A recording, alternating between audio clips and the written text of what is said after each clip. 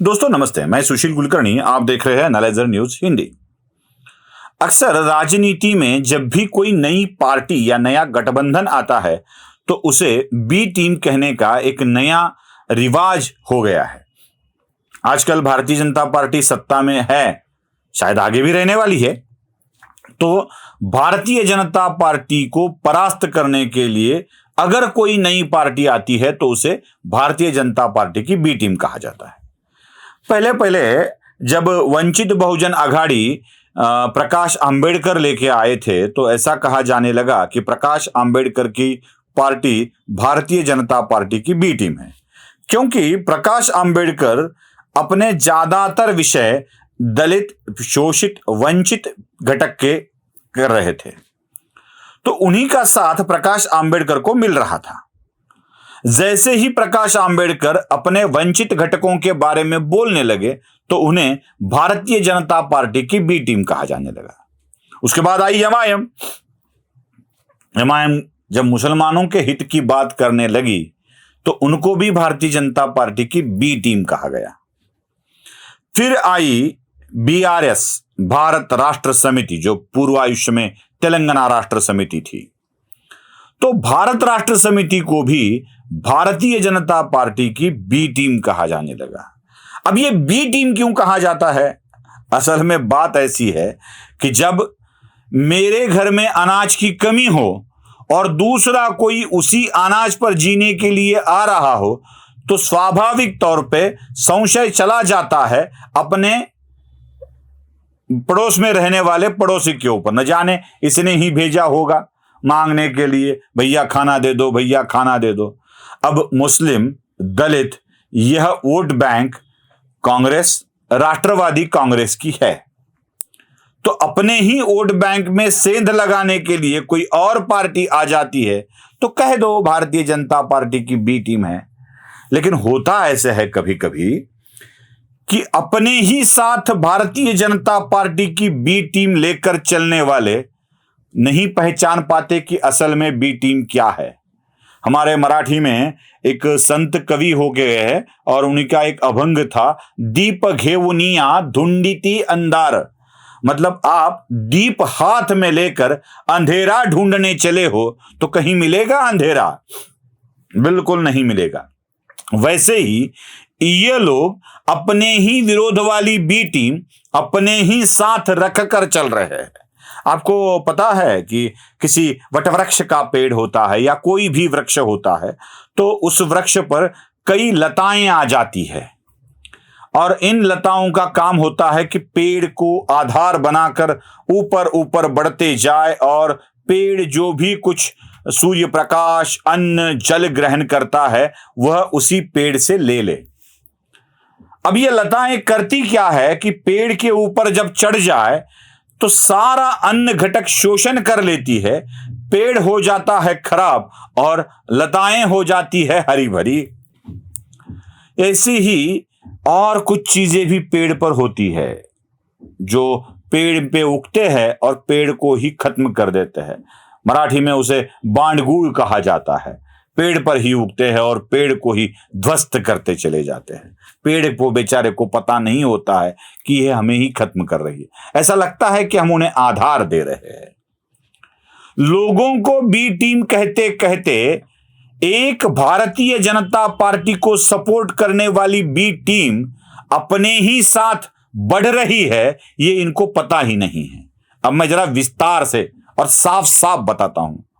मैं ये मानता हूं, जैसे वो मानते हैं वैसे भी मैं भी मानता हूं कि उद्धव बाला साहब ठाकरे की शिवसेना यह भारतीय जनता पार्टी की बी टीम है और ये विरोध भक्ति में सपोर्ट कर रही है भारतीय जनता पार्टी को और उसी पेड़ को ध्वस्त कर देगी जिस पेड़ के आधार से ये लताएं बढ़ती जा रही है।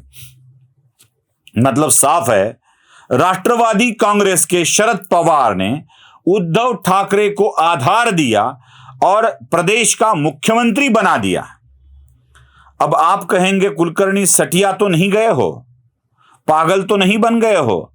शरद पवार उद्धव ठाकरे को इतना सपोर्ट करते हैं, उद्धव ठाकरे शरद पवार को सपोर्ट करते हैं, तो ए पागल व्यक्ति, तो ऐसा क्यों कह रहा है कि उद्धव ठाकरे बी टीम है भारतीय जनता पार्टी की? और ऐसा क्यों बोल रहे हो कि उद्धव ठाकरे ही सपोर्ट कर रहे हैं? देखा नहीं कितनी गंदी गंदी गालियां देते हैं उद्धव ठाकरे। मतलब वो हमेशा क्या बोलते हैं उसको, गद्दार बोलते हैं, खोखे वाले बोलते हैं, खेकड़ा बोलते हैं, और न जाने क्या क्या क्या क्या। अभी ऐसे जगत में कोई प्राणी, कीटक, पक्षी नहीं बचा जिसकी उपाधि भारतीय जनता पार्टी या एकनाथ शिंदे को उद्धव ठाकरे ने ना दी हो। कभी गोचड़ कह डाला, कभी खेकड़ा कह डाला, कभी गद्दार कह डाला, कभी कुत्ता कह डाला, कभी बिल्ली कह डाला, सब कुछ कह डाला। रावण की एक बात जानते हैं आप? रावण राम का बड़ा तिरस्कार करता था, प्रभु राम का विरोधक था रावण। और जब अंत्य समय में प्रभु राम ने उसके नाभि स्थल पर बाण मारकर उसको मृत्यु पंथ को भेज दिया, तब गिरते समय उसके मुख से एक ही आवाज निकली थी, प्रभु श्री रामचंद्र की जय। इसे विरोध भक्ति कहा जाता है। याद दिला दूं आपको कि उद्धव ठाकरे आजकल किस तरह से बात कर रहे हैं, जरा देखिए। मैं आपको बता दूं कि महाराष्ट्र की राजनीति में हम चाहे न चाहे जातिगत मामला हो ही चुका है, जातिगत बंटवारा हो चुका है वोटों का, और यही बंटवारा अभी और ना हो इसलिए हर पार्टी प्रयत्न कर रही है। राष्ट्रवादी कांग्रेस और कांग्रेस जाति के आधार पर अगर देखा जाए तो अनुसूचित जाति, अनुसूचित जनजाति और धर्म के आधार पर मुसलमान, यह इनकी वोट बैंक बन चुकी है। अब तक इसी वोट बैंक के आधार पर राष्ट्रवादी और कांग्रेस दोनों अपना अपना हिस्सा संभालते आए हैं, अब तक नोवेयर नहीं हुए हैं। इन दोनों के सामने यही एक प्रश्न था कि अगर एमआईएम जैसी पार्टी आ जाए, वंचित बहुजन आघाड़ी जैसी पार्टी आ जाए, तो कठिन परिस्थिति हो जाएगी, क्योंकि बंटवारा हो जाएगा, और वही हुआ भी। अब उद्धव ठाकरे जबकि हिंदुत्व के मुद्दे से टूट गए हैं, छूट गए हैं, दूर हो गए हैं, और साथ ही साथ ब्राह्मण समाज पर बार बार अटैक करते नजर आ रहे हैं। ब्राह्मण और ब्राह्मण सदृश जातियां लगभग उद्धव ठाकरे से दूर हो चुकी है, और उद्धव ठाकरे के लिए यही 8-10% वोट जो उद्धव ठाकरे से दूर हो गए हैं, यह प्राप्त करना एक टास्क बन गया है। अब प्राप्त कहां से करेंगे? प्राप्त वहीं से करेंगे ना जो है पहले से ही बंटवारा हो चुका है। तो स्वाभाविक तौर पर अनुसूचित जाति और मुसलमान, साथ ही साथ एक बड़ी जाति मराठा, इनमें से ही वोट प्राप्त करने होंगे। यही वोट प्राप्त करने के लिए उद्धव ठाकरे इनके लिए कुछ अच्छी अच्छी बातें बोल रहे हैं। अब ये तो वोट बैंक है कांग्रेस और राष्ट्रवादी कांग्रेस पार्टी की। इन्हीं में अगर उद्धव ठाकरे सेंध लगाते हैं तो नुकसान किसका होगा आप जानते हैं, फायदा किसका होगा आप भी जानते हैं। यह मुझे या किसी राजनीतिक विश्लेषक को या विशेषज्ञ को बताने की जरूरत नहीं है। राष्ट्रवादी और कांग्रेस की वोट पैटर्न में अगर कहीं पर सेंध लग जाती है तो स्वाभाविक तौर पर इसका फायदा होने वाला है भारतीय जनता पार्टी को। शायद उद्धव ठाकरे ही भारतीय जनता पार्टी की बी टीम बनकर काम कर रहे हैं, और इसीलिए आजकल जो बोल रहे हैं इसी के कारण बोलते नजर आ रहे हैं। आपको क्या लगता है जरूर कमेंट बॉक्स में बताइएगा, और लाइक, शेयर, सब्सक्राइब करना मत भूलिए। धन्यवाद।